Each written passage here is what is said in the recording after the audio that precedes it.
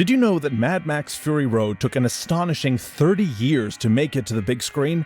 George Miller's original concept dates back to 1987. Still, a perfect storm of disasters, from record-breaking rains flooding desert locations to the September 11th attacks disrupting international production, repeatedly derailed the project. By the time it finally reached theaters in 2015, most industry insiders had written it off as a doomed production. Instead, this seemingly cursed film emerged as one of the most critically acclaimed movies of the 21st century, earning a 97% score on Rotten Tomatoes and 10 Academy Award nominations.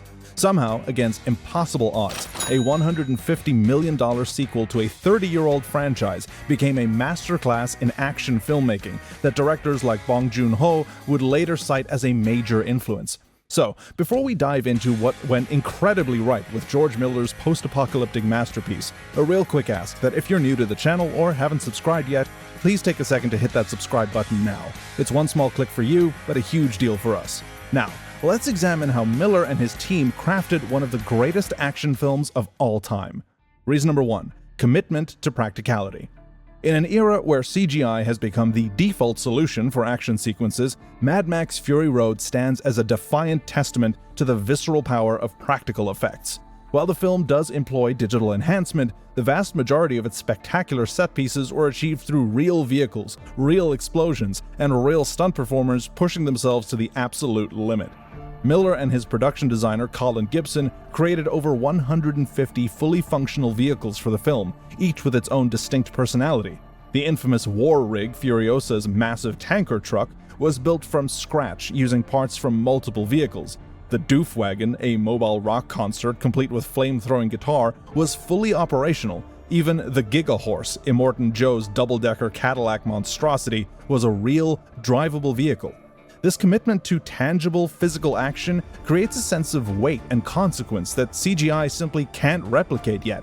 When vehicles collide in Fury Road, you feel the impact in your bones. When the war boys swing on poles between speeding vehicles, the genuine danger of the stunts translate to genuine tension for the crowd.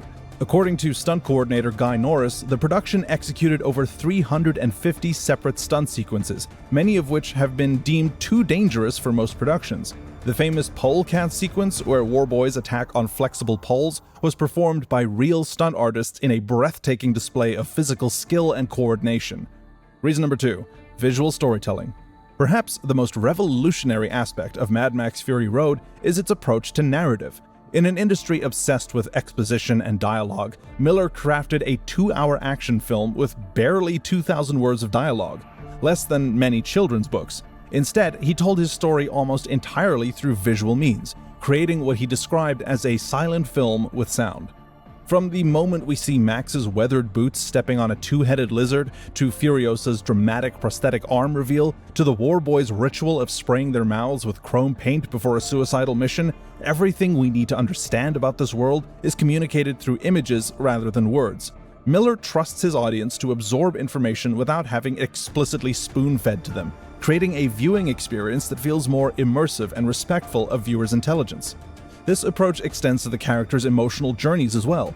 When Max hands Furiosa his rifle for a steadier shot, the moment conveys his growing trust more powerfully than any dialogue could. When Nux turns against Immortan Joe, it's the visual of him helping the escaped wives that tells us everything we need to know about the change of allegiance. Reason number 3, Furiosa and feminist storytelling.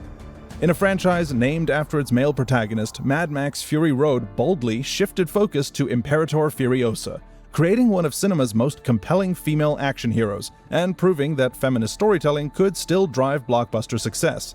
Charlize Theron's Furiosa isn't just physically formidable, though her mechanical arm and warrior's prowess certainly make her that. She's a fully realized character with clear motivations, moral complexity, and a genuine arc.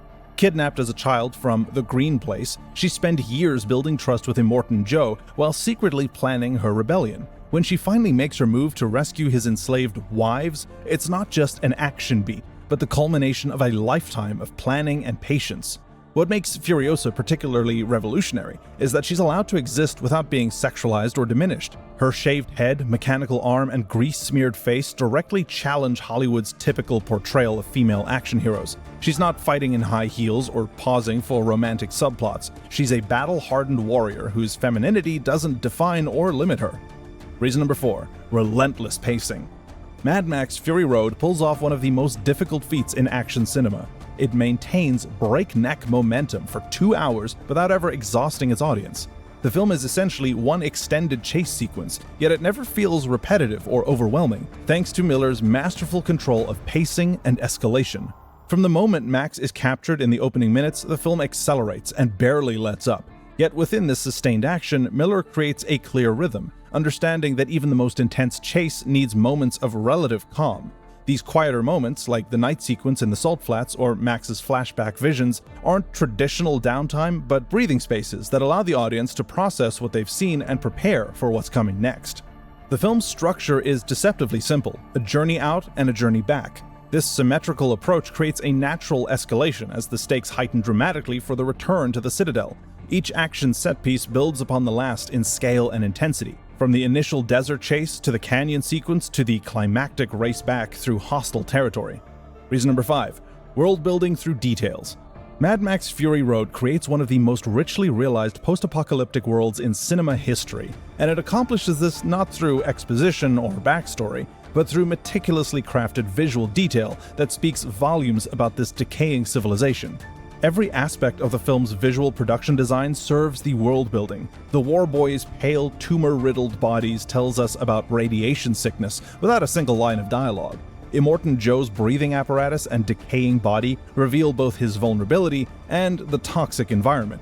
The complex water distribution system at the Citadel demonstrates the power dynamics of this resource-scarce world more effectively than any exposition could. The vehicles themselves are masterpieces of world building. Each is constructed from scavenged parts that tell stories about the world before the collapse. The religious iconography appropriated by Immortan Joe's cult, from the steering wheel symbol to the chrome spray paint, reveals how spirituality has been twisted to serve power in this desperate landscape.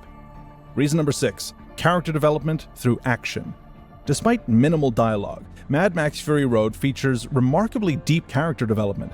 The brilliance of Miller's approach is that characters reveal themselves through their actions rather than their words, creating arcs that feel organic and earned rather than artificially constructed through exposition, because they show rather than tell. Max begins as a feral survivor, haunted by those he couldn't save, communicating primarily in grunts and reluctantly helping others only when it serves his interests. His gradual evolution into someone willing to sacrifice himself for others is conveyed through actions, giving his blood to Furiosa when she's wounded, sharing his name after previously refusing to, and finally offering himself as bait in the final confrontation with Immortan Joe. Nux's transformation from fanatical warboy to selfless hero unfolds similarly through behavior rather than dialogue. His initial failure to die, historic on the Fury Road, leads to a crisis of faith, beautifully conveyed in the moment he discovers himself hidden among the wives. His growing connection with Capable isn't established through romantic declarations but through small gestures of mutual support, culminating in his sacrifice that feels both unexpected and inevitable. Even Immortan Joe, with barely a dozen lines of dialogue, emerges as a fully realized villain through his actions. His obsession with controlling resources, water, gasoline, human bodies, and even healthy offspring reveals his fundamental belief that everything and everyone can be owned and quantified. His treatment of his wives as property to be reclaimed rather than people making their own choices tells us everything we need to know about his worldview. Reason number 7, George Miller's singular vision. Ultimately, what elevates Mad Max Fury Road from an excellent film to a genuine masterpiece is the singular, uncompromising vision of its 70-year-old director. George Miller's obsessive attention to detail, willingness to fight for his creative choices, and decades of planning created a film that feels like the work of a director at the height of his powers, rather than the fourth installment of an aging franchise. Miller's background is uniquely suited to crafting Fury Road's particular alchemy. His experience directing the original Mad Max trilogy gave him deep familiarity with the post-apocalyptic world. His work on family films like Babe and Happy Feet honed his visual storytelling skills. Even his training as a medical doctor informed the film's unflinching yet empathetic portrayal of human bodies under extreme duress. What's particularly remarkable is Miller's patience and perseverance. Rather than compromising his vision when faced with countless production obstacles, he continued refining his concept over decades. The 3,500 storyboards he created in 1997 remained fundamental to the film that would eventually be shot in 2012, demonstrating extraordinary clarity of purpose. When adverse weather conditions made his original Australian shooting location unusable, he relocated the entire production to Namibia rather than settling for a less visually striking alternative. But hey, that's just our take. What do you think? Is Mad Max Fury Road one of the greatest action films of the 21st century? Let us know your thoughts in the comments below, and don't forget to like and subscribe for more deep dives into cinema's greatest triumphs and failures. We'll see you in the next video. This video was made by movie fans, for movie fans.